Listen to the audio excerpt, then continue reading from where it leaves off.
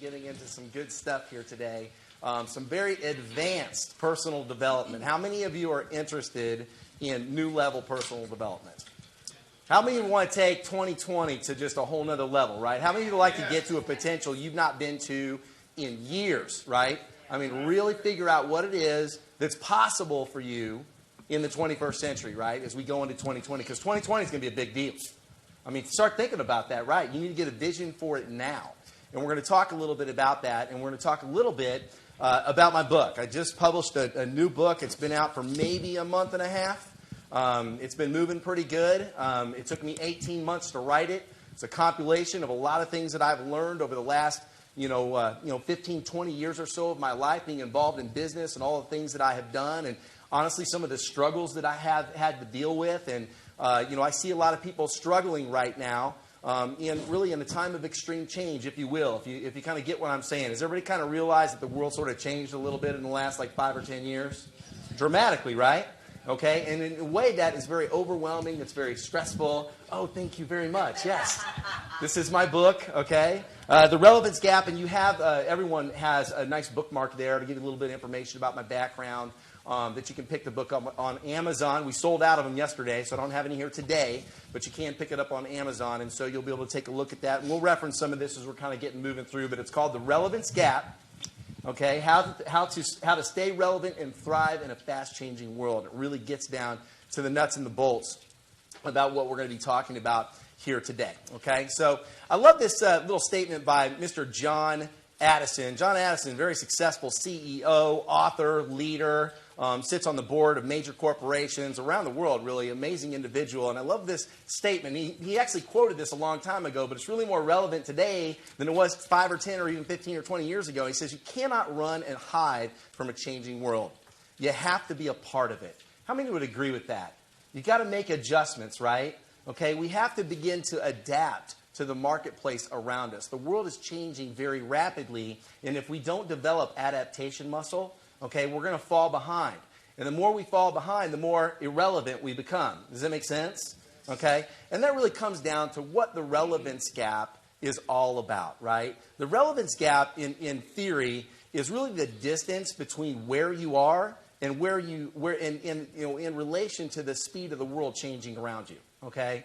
And as you can kind of see here in this illustration, what happens, I think, and what we struggle with, whether that's in our workplace, in our careers, or whatever we do, is we tend to resist change because we like the comfort zone. Don't you agree?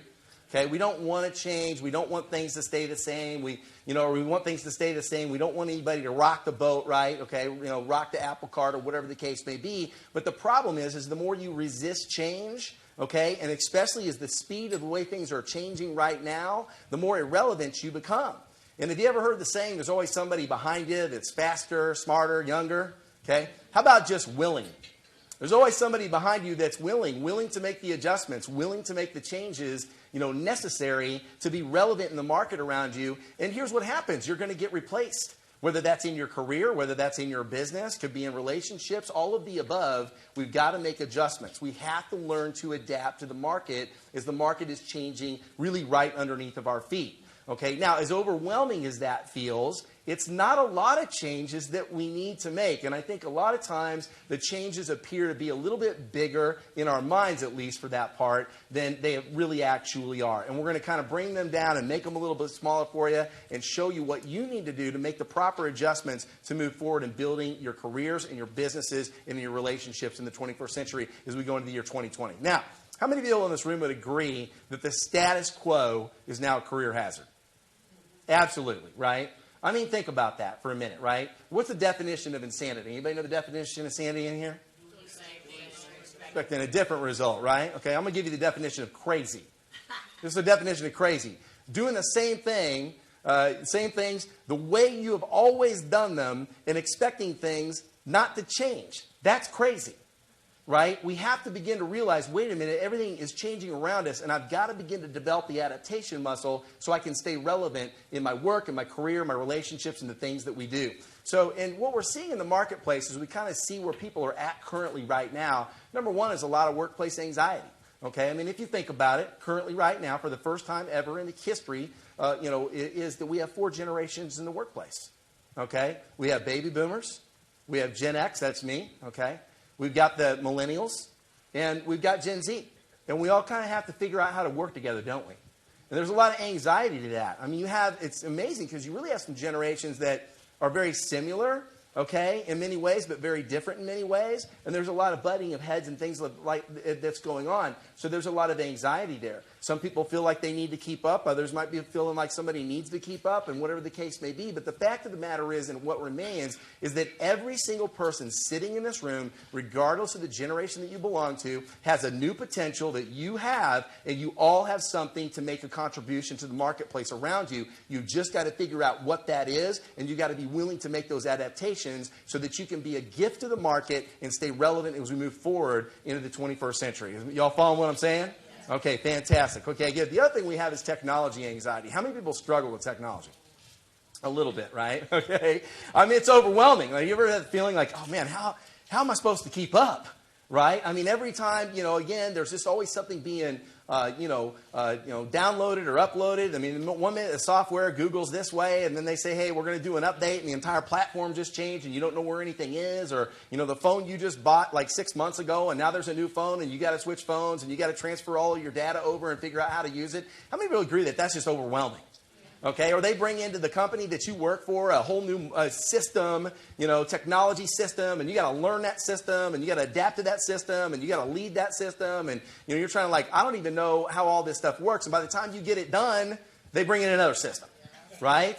So how many agree that the real muscle, the real talent right now is your skill and ability to adapt?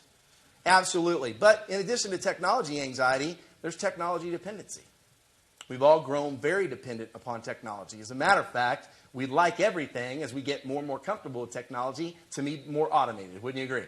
I mean, think about, for example, just Amazon, okay? I mean, this is unbelievable. My wife loves Amazon. She's just like, this is the most amazing thing.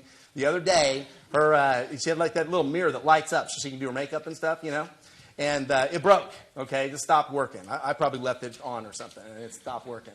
And so before she even left the bathroom, she got on Amazon, ordered another one, shipped, and it showed up the very next day. That's how automated our world is around us, right? And so technology is just not only something where there's an anxiety, but it's also something where there's maybe a bit of a dependency. I think it's a strength once we learn how to use it, but I also think it's a weakness because we begin to, shuttle to really being focused on wanting things to be more automated for us, and we lose the interpersonal connection and the ability to interact in some of the things that we need to stay strong in if we're going to stay relevant in business and developing our relationship skills. Okay, y'all following with what I'm talking about? Fantastic. So, and then there's what I call the margins, okay? It's kind of interesting, okay? The margins, right? I mean, think about it. Everyone has access to the internet, don't they? Everyone does. Everyone has pretty much a decent car. I mean, is there really that much of a difference between a luxury car and an average car? Yeah, that's right. The quality, right? But let me give you an example of what I mean. When I was growing up, okay, we had a car for me. Today you have auto start features on almost every car. You ever notice that? Every car has auto start. Like I was walking my dogs the other day. This girl comes walking out. Her car's all going already, warmed up and everything. She gets in her car. She drives away. Was she driving a Mercedes?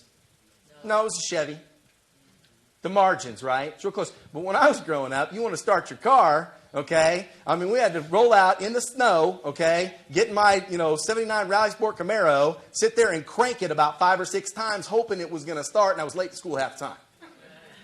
That, right? When my dad had a Mercedes, that problem never took place. But the margins, there's just these margins that are getting closer and closer together. Wouldn't you agree? Okay, and then, of course, you got, everyone's got a flat screen, don't they? Everybody's got a decent television. Everybody's got mobile devices. Everybody got your mobile device in here? Okay, everybody's got a $900, $1,000 Apple mobile device. We all have one of those. Everyone can start a business, can't they? I mean, when I wanted to start a business, when I was in my younger years, okay, when I was growing up, you had to go get a loan from a bank. Today, you can start a business with $200 in a Twitter account. Everyone can start a business. Anyone can break into business right now. The margins. So what do I mean by the margins? What do the margins mean? It means the things that drive and motivate people have changed. Because the world around us is changing. In order for us to stay relevant, we have to be aware of what those changes are. Right? So again, when you look at the new workplace culture, okay, what's motivating the new workplace culture today? Well, I've found that people really desire experience over gains. Okay? They want more experience as opposed to gains, right? They're not so worried about the money. They want the experience, right? They want meaning over status. Meaning's more important. If I could find more meaning in what I do, that's more important to me. Now, I know a girl the other day that I ran into that we were having a talk. She was at the dog park. She worked for a really large company in Kansas City. And she's, again, successful, but she's a number. And she goes, you know what? I just don't feel like I have enough meaning in my life, and I would take a pay cut if I could find something to have more meaning and feel really lined up with the things that I value. That's what she said. That's important. So the margins have changed the motivation, haven't they? The margins have changed the motivation. Okay, and then, of course, people want to make a difference over making money. They're more interested in making a difference than making money. They value core values over the bottom line. Core values are critical. People want to work with a company where their core values line up with the company's core values. It's very important to them. And, of course, last but not least, they want flexibility over deadlines. They want more flexibility, right? And we have companies out there that are doing things like that. I highlight some of those in my book, in the Relevance Gap, so you can learn a little bit more about that. But really, people are just changing the motivations. And then you look at the Millennials and the Gen Zs. I mean, bottom line, guys, the sheer size of their talent pool has marginalized their earnings potential.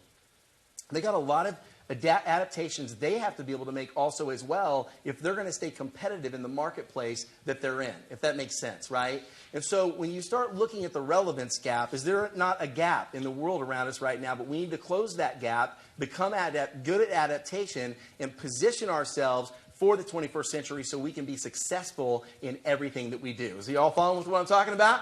Okay, great. Now, to stay relevant, okay, you must learn to adapt in these three particular categories. Number one, technical skills. You got to get better at your technical skills, okay? Number two, core values. You need your core values. Your core values need to line up with the core values of the company.